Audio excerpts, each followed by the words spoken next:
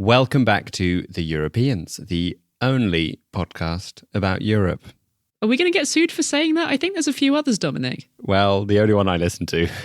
It's the best one. Let's just say that. We'll probably be sued for that. We'll probably be sued for all sorts of things. Anyway, today, listeners, we are very happy to tell you that it's time for the 6th episode in our series, This Is What a Generation Sounds Like.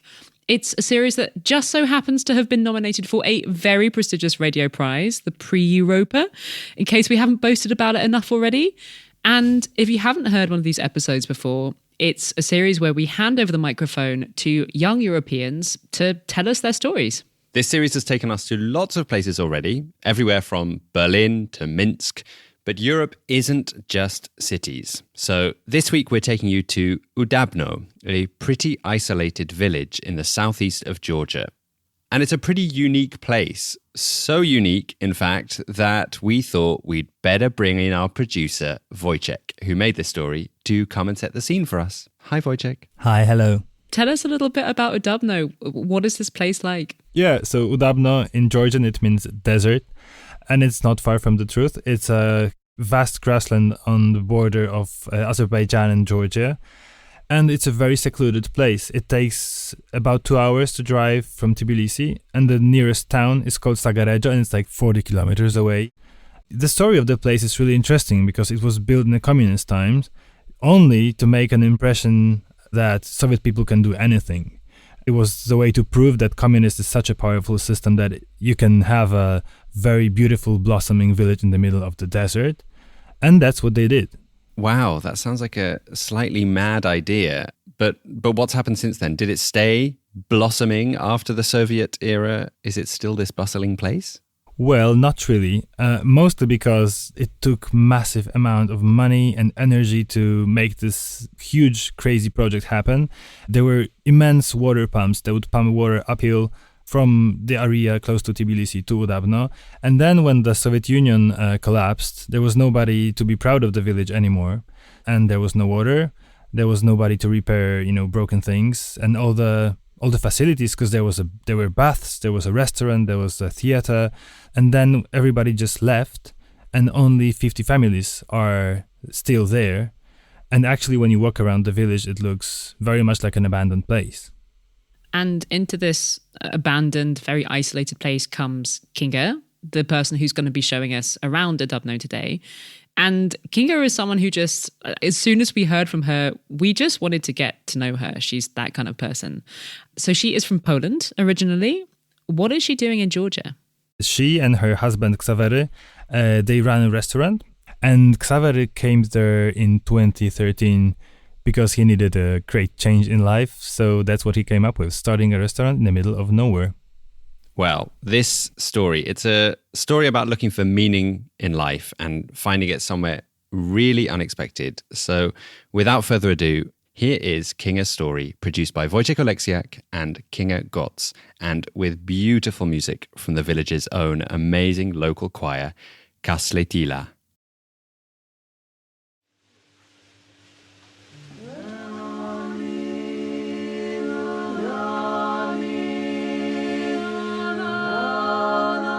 I didn't even want to go to Georgia. It was never my dream to come to Georgia. I had different plans. I studied different languages. I studied French, Spanish and English, and I didn't speak Russian, and definitely I didn't plan to learn Georgian. But my cousin, she had an inner need to travel somewhere, and she sent me the plan of the trip, and one of the points on the list was visiting the Polish couple in Udabno. When we arrived here, it turned out there's no Polish couple, there's only one man. And soon he became my husband.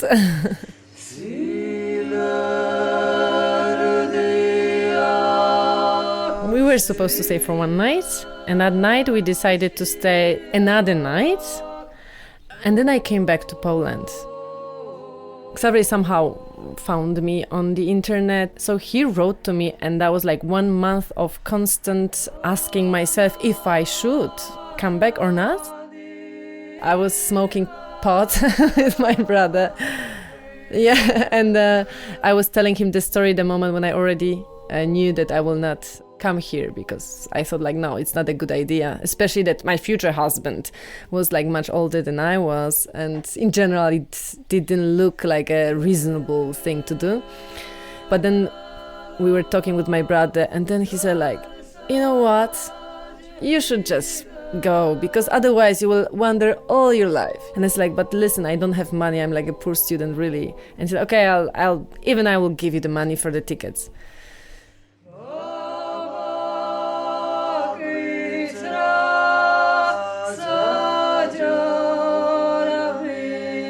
And I bought the tickets. I arrived here, and the first moment when I saw Xavier, I was like, okay, that's it. That's it. I just knew that this is like, I will stay here forever. And this is, for now it's 8 years, but it's gonna be forever.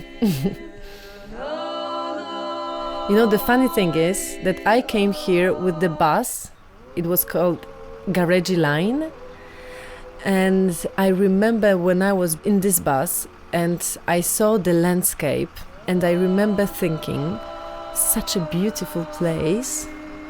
It's a pity I will never come back, you know? And then, like really 1 month later, I was seeing this bus coming every day, and I was always thinking like, I came with the same bus. That was always so weird to me.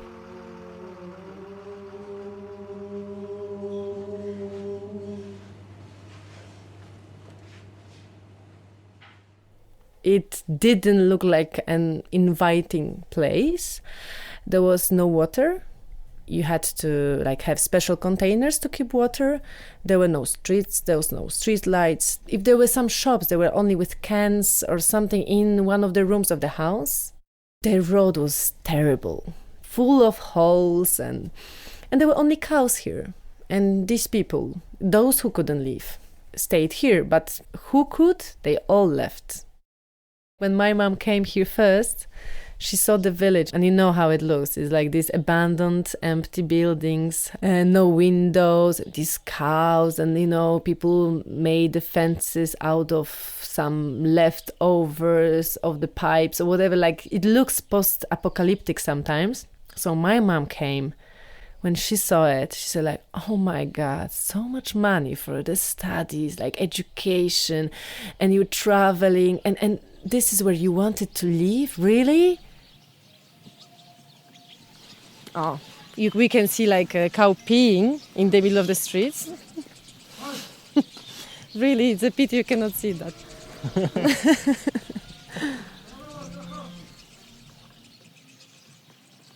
So we started living in Udabno. Our first child, Wanda, was born, and everything seemed blissful. These things that were challenging were not really connected to the place itself. It was rather to the fact that I changed my life fully in a few weeks. I felt depressed, and I didn't know why, because I had everything. I had a lovely daughter already at that time. I had an amazing husband that I loved. I was living in a beautiful place. I was running my own thing, which gives you loads of freedom. I got loads of appreciation from the people who were coming and like, oh, we respect you that you're doing that. And I still felt bad inside of myself. So my friend, she just called somebody, a specialist, and I told her about this feeling that I'm telling you now. And she told me something very important. She said like, you know what? People who come to me because they're depressed, they are depressed because they have a baby, and this is a huge change. They change the country of living. This is a huge change. They change their job, and this is a huge change. They change their personal situation, like partner, whatever. And you came to me with all these things at the same time, and you're surprised that you're not happy. She just gave me the right to feel bad, and that was it. I didn't need anything else. I just had the confirmation that I'm not crazy, that I'm not ungrateful, and that already gave me like, okay, I can relax. I have the right to feel bad, and then I started feeling better and better every day, you know? But in general, when I see it now, there's nothing that should be challenging here. Because at the beginning, especially because it's so beautiful here. I love it. I'm waking up with the same view for so many years, and every time I'm amazed. Every time I look at the sunset, sunrise, and every time is different somehow. The colors are different every season. Now I'll show you the third floor. And the view from the third floor is very spectacular. Because here you can see the grassland, like panoramic view of that. Some people tell me that they don't feel that comfortable here because you cannot hide, there are no trees. But I have the opposite feeling because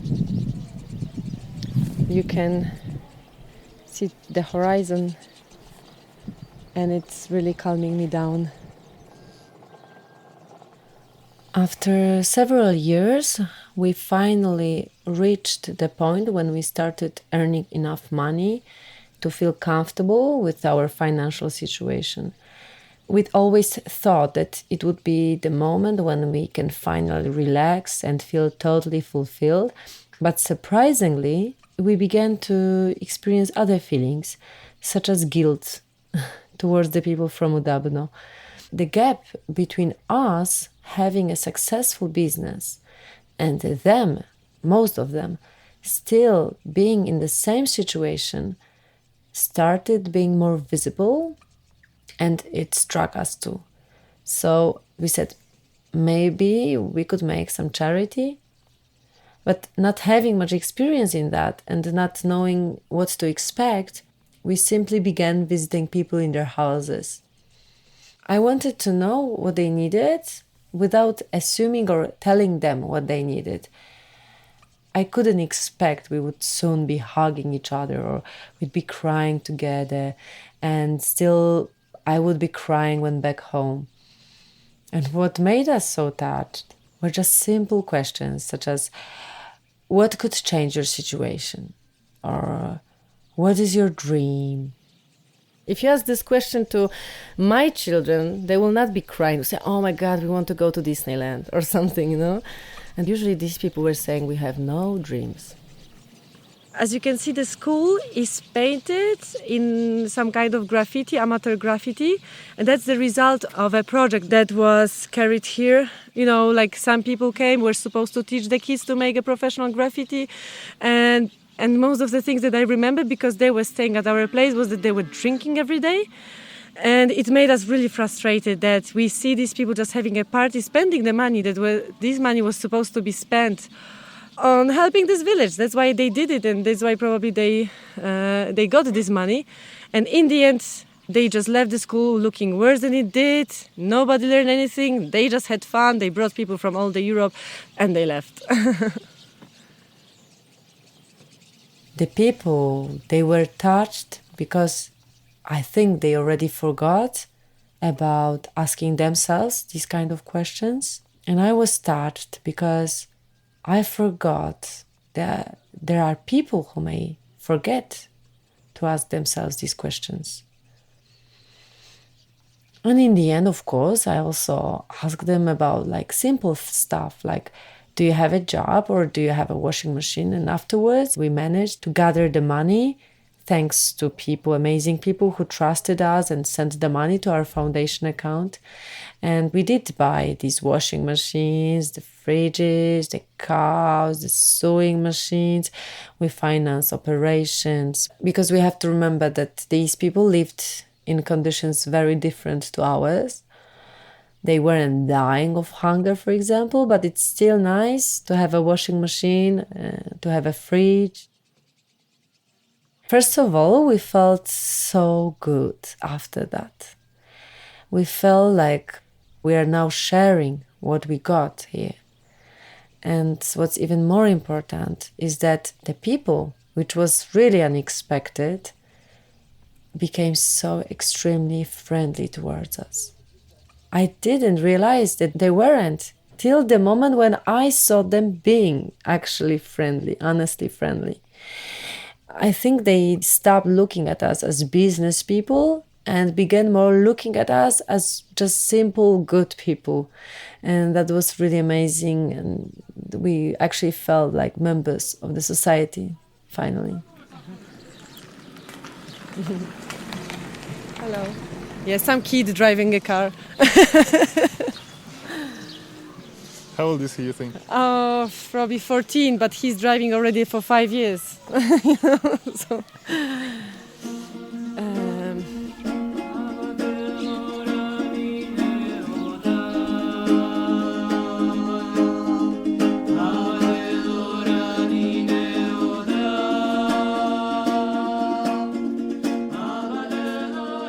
But I saw once a boy, and I remember him when he was 12.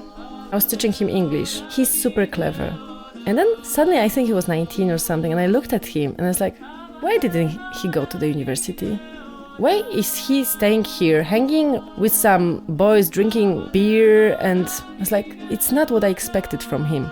And then I thought like, oh my God, we forgot about the kids. You know, we're doing loads of things for people like elderly people here, and we like lost 8 years here, and these kids became grown-ups and nothing changed in their lives. So we started financing studies and university. And that's super nice. That's really something that I can see that people felt like that, okay, there will be a chance. Because some of them like, why should I learn? I will not go to school after I'm 16 because anyhow my parents will not afford any studies, any university. And we started doing that, and I saw like so many kids, even like you can see at the bar, these girls, they go to the university.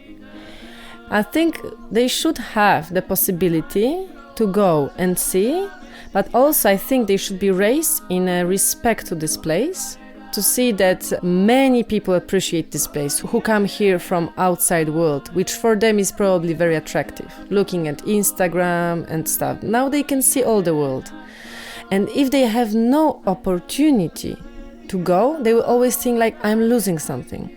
If you go and then you decide to come back, it's totally different perspective. That's one reason. But another reason why they should go to the university, because I believe in education in general. Some opinions that I hear here from adults are outrageous, you know, about Stalin, about like in general life in the family. The fact that they very often they accept domestic violence. It will not do any harm if they go to the university and they learn more.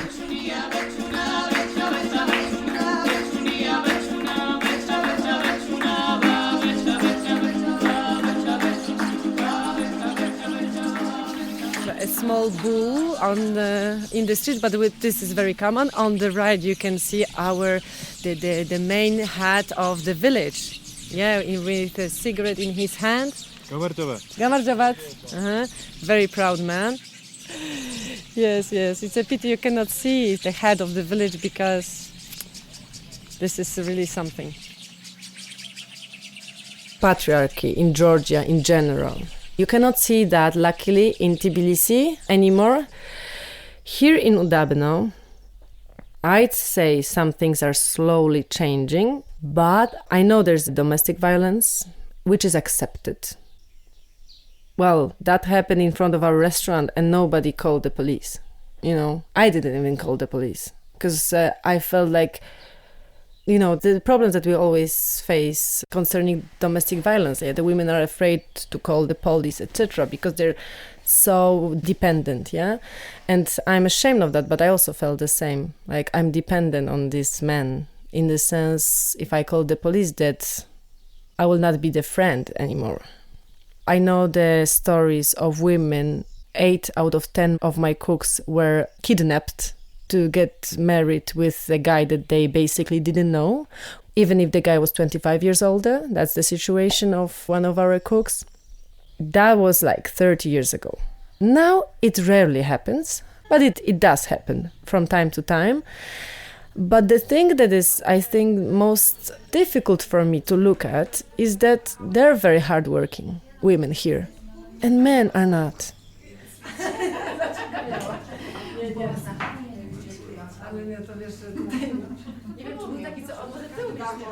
I'm working at the bar very often in the evenings, and then their husbands come, already drunk usually, and they tell me like, give me 2 beers. It's like, give me money, and it's like, I don't have money. No money, no beer. And then they say, okay, just put it on the account of my wife. I'm saying no. Obviously, when I pay her, then I can get the money back, yeah? But I said, no, I won't. So he's calling her from the kitchen. She goes out. He asks her, and she says, Kinga, yes, do that. And I know it's not because she wants to, but it is painful for me because I know how much she works for that, and he doesn't care. It's the same story with sons, which is awful. We have almost 80 years old cook in the kitchen, and her grandsons are coming who can work, but they never even tried. Whenever we offer them any job, they're laughing. And they take the beers on her account. Can you imagine 80 years old, like working just next to the oven in the heat all day, and I have to give them the beer because of her work. And I cannot say no, because she says yes. The only thing I can do is to give her like a proper salary in the end, not subtracting the price of the beer, but it's not the solution in the end, yeah? So that's something that is really disturbing to me. Yeah.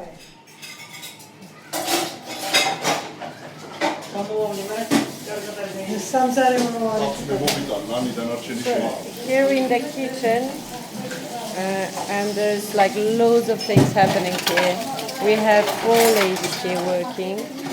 One of them is washing the dishes, the other one is cooking tomato soup, the third one is chopping the greens, and one is just sitting and doing nothing. It's regular.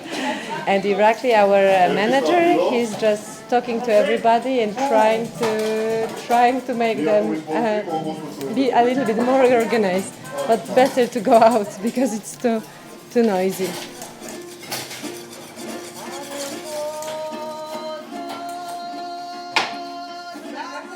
Yes, Udabno changed, of course, both as a village and people living here.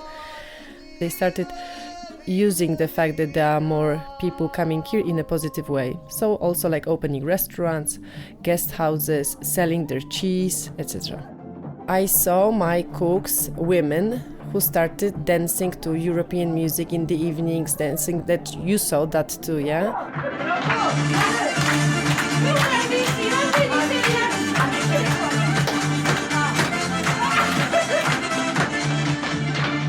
That wouldn't happen before. At the beginning, all the women were coming to the kitchen, and I couldn't even say how old they were, because for me they were all over 50, and it turned out that it's just the way they dress. Sandals, socks, long black dresses. And also I remember at the beginning when they finished their work at 10, they were going home. Now very often they stay longer. I remember the situation when in the next morning one of them was crying, and when I asked her why, she said, somebody saw me here yesterday and they said that I'm behaving like a prostitute, just because she just stayed like maybe 20 minutes after work and she drank 1 shot of caciacello, so very soft drink. And now it doesn't happen. I don't see this situation anymore. I think also the boys in the village, they got used to it, that our cooks also have fun after work. We dance together, nobody's judging them that much. At least I don't see that anymore. Didi madloba, arunda, ara madloba, didi madloba. Cigarette. Madloba, dachmare bitlis. Can you tell me what happened? My kids are, when they're passing here, they enter and they give them things for free. So I felt guilty a little bit and I just gave her extra money, but she of course didn't want to. Yeah.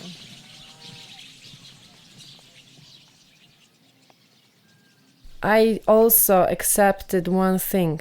I will not have a real friend here. There are lovely women here. I love them. But most of them, they're interested in their children and like very family life. This is the most important. And whenever I try to talk about something else, I don't share the same feelings.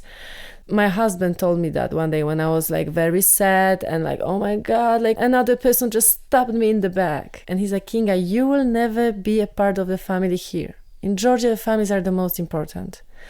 Clans, and we are not the part of the clan.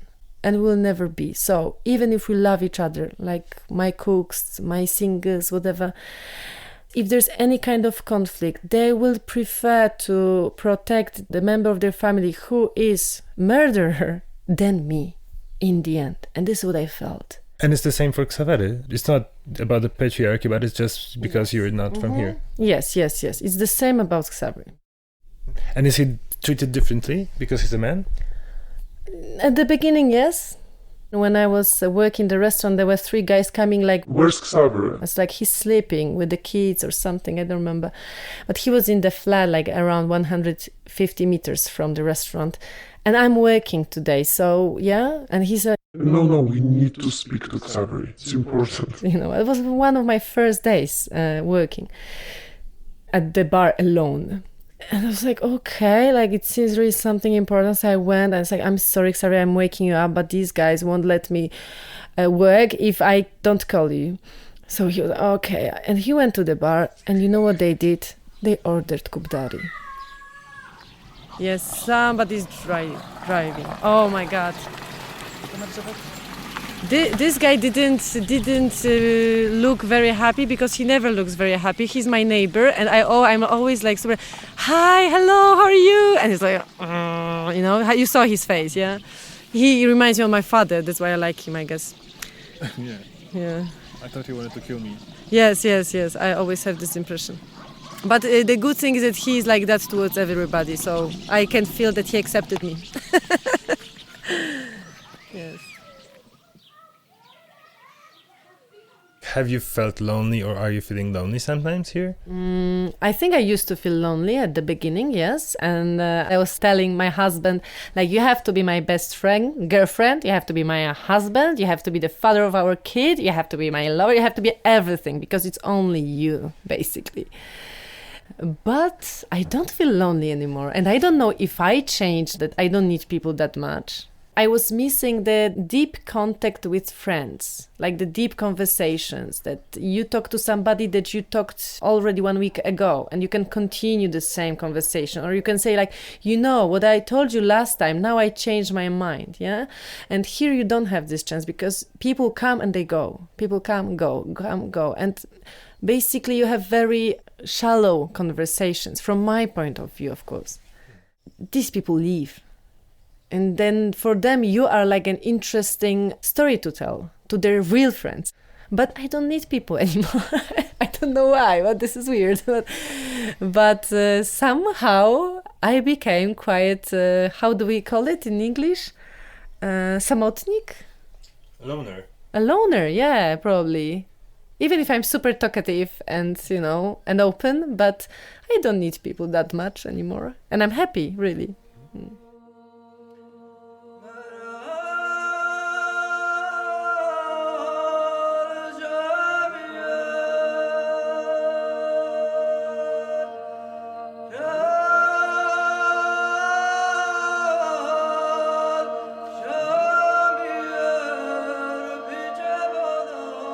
Can you imagine yourself being an old lady here? Yes. I can't wait.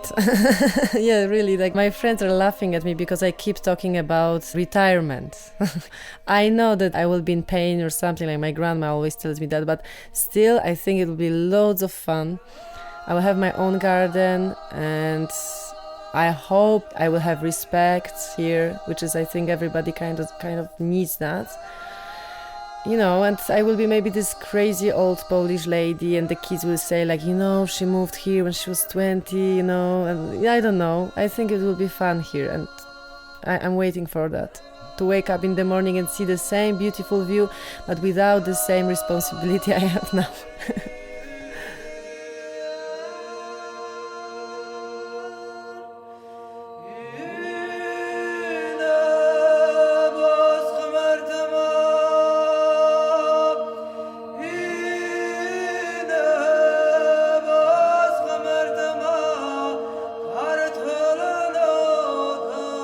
This episode was produced by Kinga, Katz and me, Wojciech Oleksiak. I also did the scoring, sound design, mixing and mastering of the story. Our editors were Katz Laszlo and Katy, with additional help from Dominic Kraemer. Thank you so much to our collaborators at Are We Europe and to Allianz Kulturstiftung for funding this episode. And of course, many, many thanks to our Patreon supporters, without whom this podcast would not exist. Music in this episode came from Udabno's local choir, Kasletila, who performed these songs especially for this episode. Our theme music is by the one and only Jim Barn. Thank you so much for listening. Next week, we're taking some time off to come back with a big bang in 2 weeks' time. Like some serious boom pow. Mark my words. Ciao!